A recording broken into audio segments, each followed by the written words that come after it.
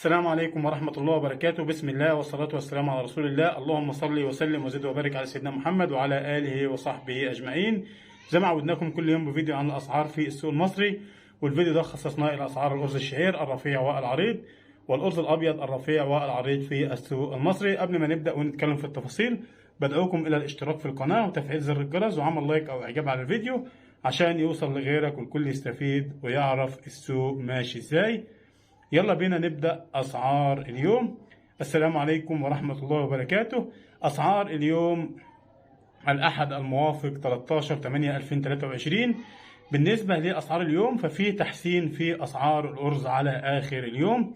بالنسبة لطلب الشعير، فيه طلب على الشعير من بعد الظهر وفيه طلبات شعير كتيرة، وطبعا العرض يعني موجود بس العرض أقل من الطلب، أدى إلى زيادة في الأسعار.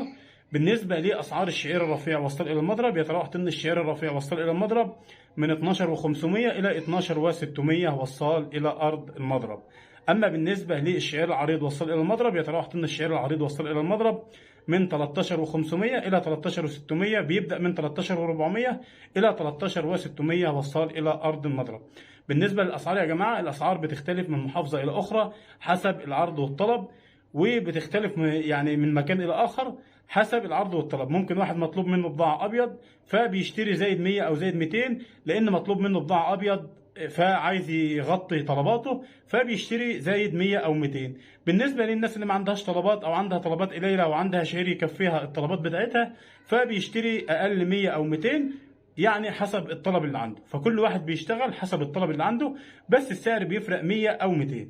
بالنسبة لأسعار الأبيض، أبيض رفيع، بالنسبة لأسعار الأبيض، أبيض رفيع كسر من 8 ل 10%، بضاعة زيت وبخار وسيرتكس، بضاعة أعلى جودة.